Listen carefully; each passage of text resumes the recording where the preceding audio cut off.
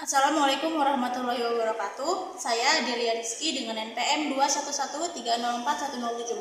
Pada kesempatan kali ini saya akan mempraktikkan keterampilan memberi pertanyaan.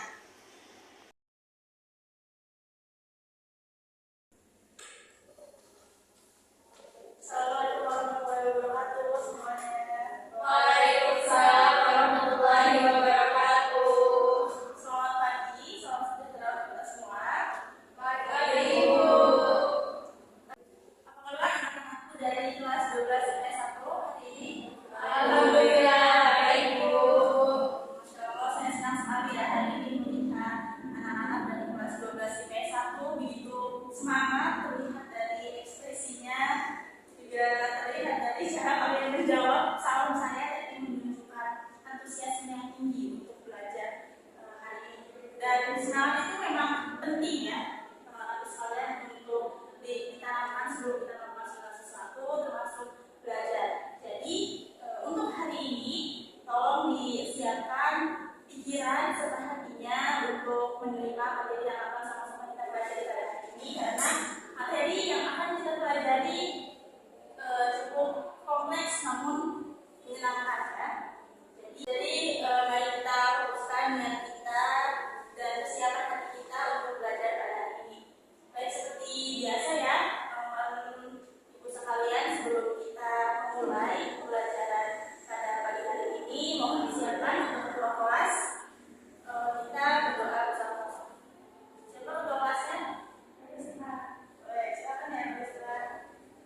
Untuk memulai mata pelajaran pada pagi hari ini, mari kita berdoa. Berdoa mulai.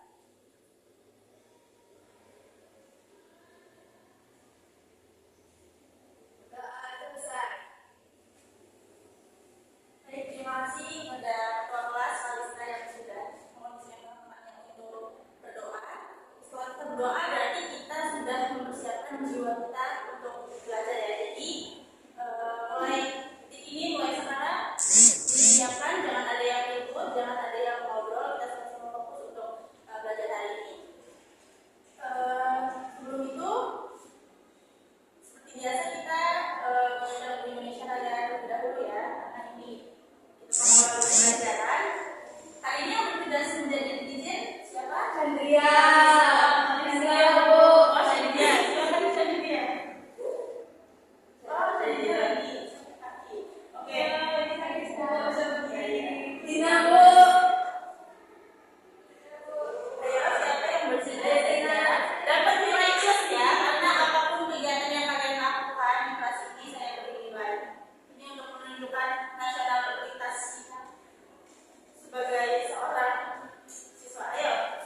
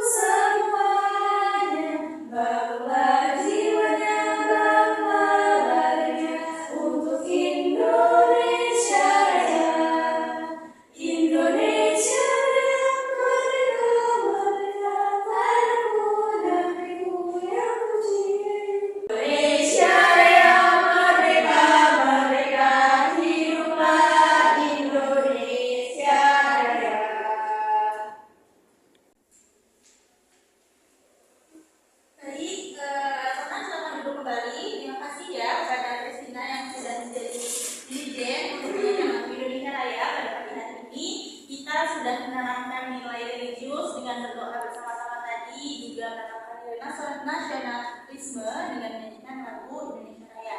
Langsung saja kita akan masuk ke materi kita pada hari ini. Silakan dibaca judul kita. Mengkritisi informasi tentang tokoh. Nah, jadi hari ini kita akan mengkritisi informasi tentang tokoh. Tapi sebelum itu saya ingin bertanya kepada rekan-rekan sekalian, apakah masih ingat materi yang kita pelajari pekan lalu? Ingat Bu, Apa Shantia? mempresentasikan ide kewirausahaan. Betul sekali. Jadi pekan kemarin kita sudah mempelajari tentang mempresentasikan ide kewirausahaan. Hal utama yang pekan kemarin kita pelajari tentang mempresentasikan ide kewirausahaan adalah bagaimana cara menemukan informasi dari teks presentasi yang disajikan di dalam sebuah video ya, video tentang kewirausahaan. Ada yang masih ingat? Informasi-informasi tersebut bisa kita temukan dengan melihat unsur apa saja.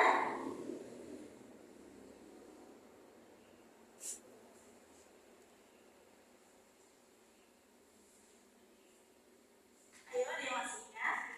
Ya, silakan. Betul sekali. Jadi informasi di dalam teks presentasi kewirausahaan itu bisa kita temukan dengan memperhatikan unsur adiksimba. Adiksimba itu merupakan akronim ya, teman-teman sekalian. Coba pertanyaan ini. Adiksimba itu kepanjangannya apa? Ayo, dia masih ingat. Jadi berkaitan ya dengan materi yang akan kita pelajari hari ini. Silakan. Ya, silakan. Kepanjangannya adiksi itu apa dari apa, di mana, kapan, apa di mana kapan, siapa, mengapa, bagaimana. Betul sekali. Jadi adiksimba itu adalah kepanjangan dari 6 pertanyaan yang bisa menjawab informasi di dalam sebuah teks presentasi kewirausahaan, yaitu apa, di mana, kapan, siapa, mengapa, dan bagaimana. Nah, di dalam materi hari ini tentang mengkritisi informasi tentang tokoh itu juga terdapat unsur adiksimba untuk menemukan informasi dari sebuah sumber yang menjelaskan tentang suatu tokoh. Jika dilihat dari judulnya ya, mengkritisi informasi tentang tokoh. Kira-kira ada yang tahu tidak apa sih yang akan kita kritisi? Harusnya menjawab tokoh. Ada yang punya pendapat lain? Informasi tentang tokoh. Dia menjawab informasi tentang tokohnya. Ada pendapat lain? Nah, betul sekali. Jadi dari materi kita hari ini, kegiatan aktivitas yang akan kita lakukan adalah mengkritisi informasi tentang tokoh. Jadi yang kita kritisi adalah informasinya ya, bukan tokohnya. Nah, apa maksudnya mengkritisi informasi tentang tokoh ini? Kan kita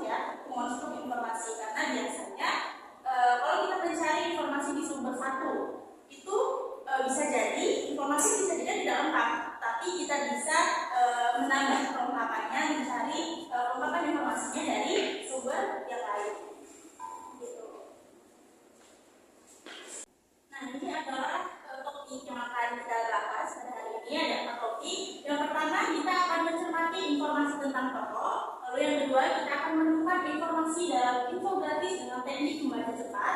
Lalu kita akan mengetahui teknik lain dari membaca cepat, yaitu teknik membaca sekilas dan membaca pindai. Lalu yang terakhir, kita akan praktik membaca sekilas dan membaca pindai.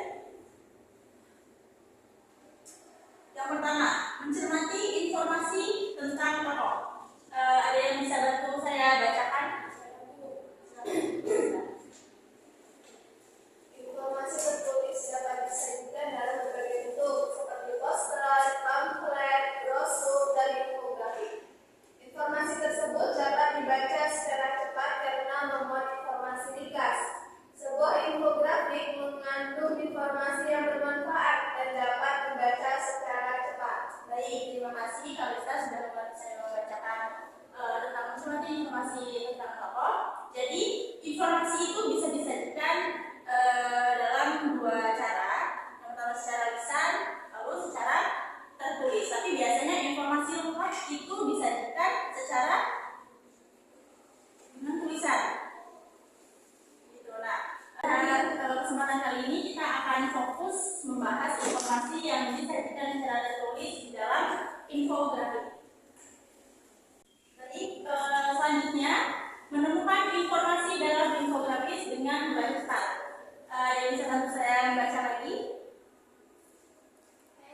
Silakan dia. Membaca cepat adalah sebuah teknik atau metode yang digunakan untuk mengefektifkan waktu membaca dan sekaligus dapat memahami bacaan dengan baik. Berbagai hasil penelitian menyebutkan bahwa secara normal orang dewasa dapat membaca dengan kecepatan 200 hingga 250 kata per menit. Baik, terima kasih dia. Jadi kesimpulannya membaca cepat itu digunakan untuk mengefektifkan waktu dan memahami bacaan dengan baik. Jadi penelitian itu menyebutkan bahwa normalnya orang dewasa itu membaca dengan kecepatan 200 sampai 250 kata per menit. Tapi nanti rekan-rekan, kalau kalian semua sudah menjadi mahasiswa, kita dituntut untuk bisa membaca setidaknya dengan kecepatan 300 kata per menit. Nah, saat membaca cepat ini ada hal-hal yang harus kita perhatikan, teman-teman.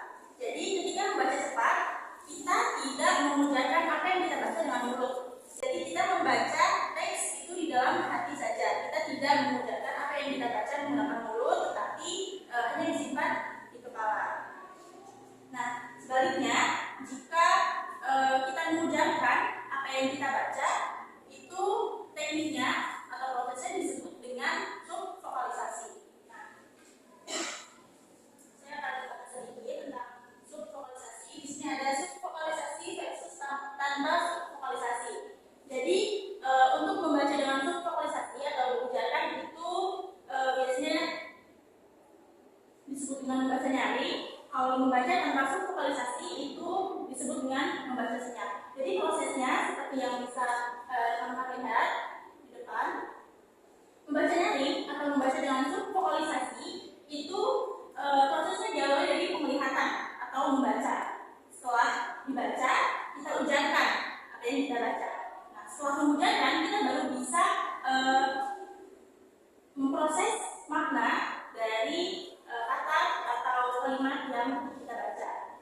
Sebaliknya, jika membaca senyap, tidak ada proses subvokalisasi atau tidak ada proses pemujaran. Jadi, membaca dan kita langsung memproses makna bacaan yang kita baca.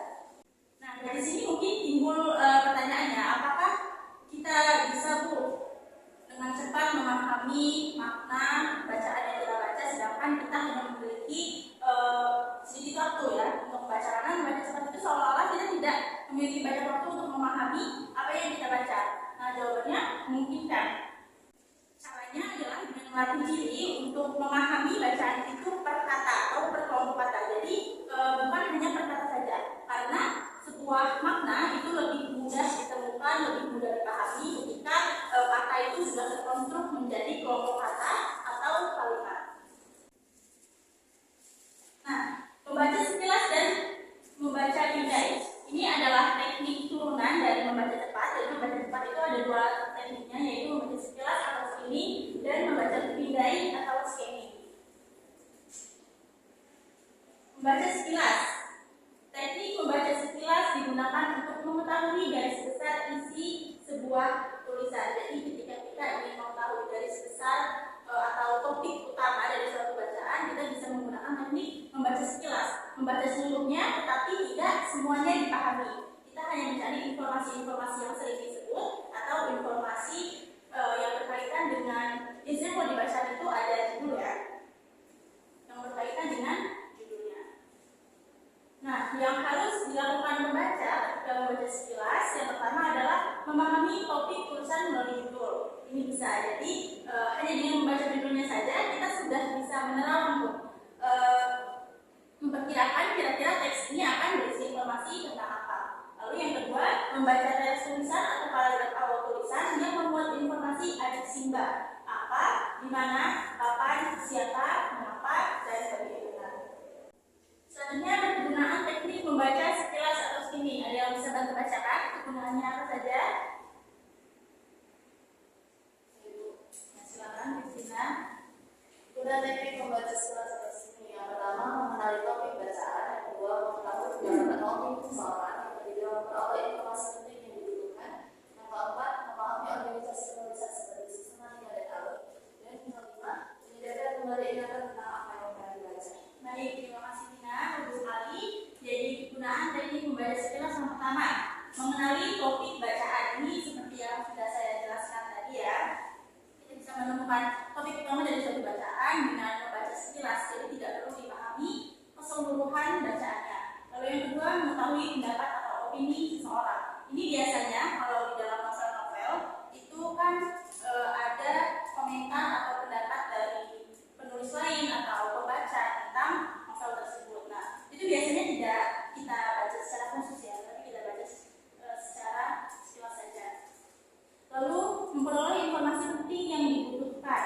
Yang keempat, memahami organisasi penulisan, sistematika dan alur. Ini biasanya ada di daftar isi. Ketika kita ingin mengarah pada satu bab, kita pasti akan membaca bab-bab lainnya, tapi dengan tidak benar-benar kita perhatikan, kita hanya fokus kepada apa yang ingin kita temukan. Lalu yang kelima, menyegarkan kembali ingatan tentang apa yang pernah dibaca. Selanjutnya ada teknik membaca pindai atau scaling. Nah, ini cukup panjang ya. Kan ada yang bisa membacakan? Silakan sendiri ya. Iya. Teknik membaca pindai digunakan untuk mendapatkan informasi tertentu saja di dalam tulisan. Membaca teks dengan cara meloncat-loncat langsung ke bagian akhir atau bagian tengah. Perhatian pembaca terpusat pada kata kunci. Teknik membaca pindai dilakukan dengan melompati atau mengabaikan bagian-bagian tertentu dari tulisan atau bacaan, yaitu 1. Bagian yang sudah diketahui sebelumnya, 2. Bagian yang tidak penting atau tidak diperlukan, 3. Bagian yang hanya berupa contoh atau ilustrasi, dan 4. Bagian yang merupakan pengulangan. Baik, terima kasih Cynthia. Jadi perbedaan membaca sekilas yang sebelumnya dengan membaca pindai adalah kalau membaca sekilas itu kita membaca seluruh bacaannya, tetapi kita membaca seluruh bacaannya untuk mendapatkan atau mengetahui topik utama dari bacaan tersebut. Sedangkan membaca pindai untuk menemukan informasi. Jadi ketika membaca pindai yang kita lakukan adalah mencari kata kunci dari apa yang ingin kita temukan. Nah, ini adalah contoh ya. Jadi kita bicara tentang informasi tentang tokoh yang bisa dilihat dalam infografis. Berikut ada infografis dari B.J. Habibie. Nah, dari sini kita bisa temukan komponen-komponen kelengkapan informasi lewat kultur ajak simba. Apa, kapan, di mana, siapa, mengapa, dan bagaimana. Nah, kita bisa mengatakan informasi di dalam infografis itu lengkap jika memuat 6 komponen tersebut. Kalau tidak, berarti informasi tersebut tidak lengkap. Nah, apa yang harus kita lakukan?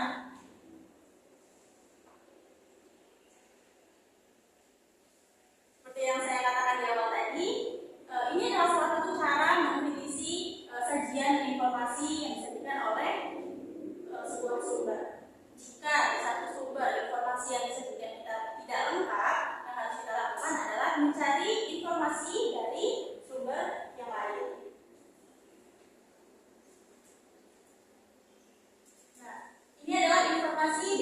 Habibie dari sumber lain. Kalau sebelumnya bersumber dari PKP Berdikari ya.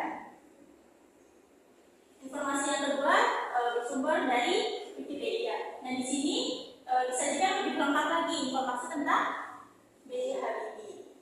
Nah, kalau dirasa informasi yang disajikan pada sumber ini juga belum lengkap, belum bisa mengonsumsi pengetahuan kita tentang tokoh B.J. Habibie, maka kita bisa mencari informasi dari sumber-sumber yang lain.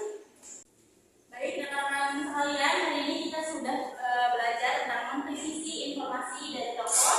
Saya ulas kembali ya. Dalam kegiatan mengkritisi informasi tentang tokoh, yang kita kritisi itu apa? Informasi tokohnya. Nah, mengkritisi informasi tokoh ini berfungsi yang pertama untuk membandingkan apakah informasi yang disajikan pada satu sumber dengan sumber lain itu valid atau sahih. Lalu yang kedua untuk mengonstruk informasi, karena sebagian dari satu sumber itu belum tentu menyajikan informasi yang lengkap. Jadi kita bisa menemukan informasi yang lebih lengkap dari sumber yang lain. Nah, dari pembelajaran pada hari ini ada 3 yang bisa menyimpulkan poin-poin penting yang sudah sama-sama kita pelajari. Boleh mengangkat tangan? Ya, silakan ya.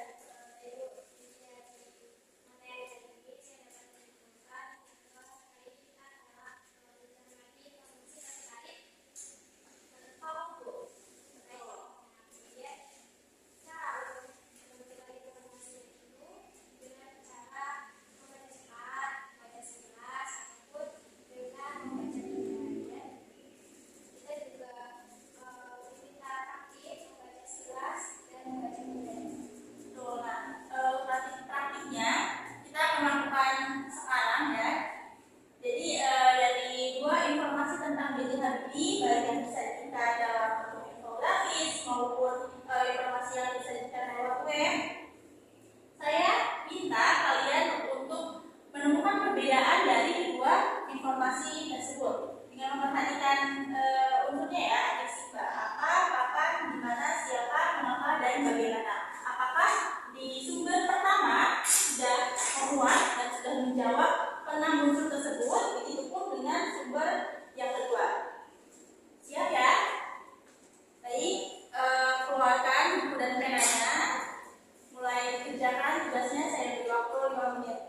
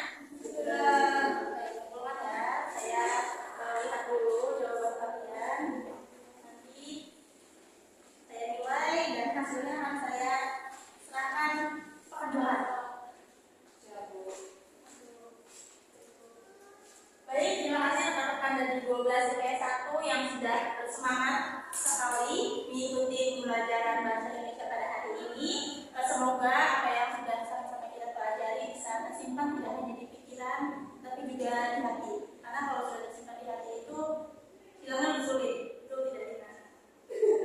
Ya, betul.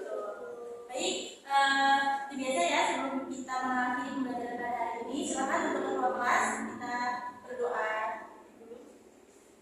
Baik teman-teman, untuk menutup pembelajaran pada pagi hari ini, mari kita berdoa. Berdoa mulai. Doa selesai. Baik, terima kasih ketua kelas, terima kasih kembali untuk anak-anak dari 12 IPS 1. Baik, kita akhiri, kita bertemu lagi di pekan depan dengan hasil dari apa yang sudah kalian kerjakan hari ini. Saya akhiri, wassalamualaikum warahmatullahi wabarakatuh. Waalaikumsalam warahmatullahi wabarakatuh. Terima kasih Bu. Awas ya, Bu.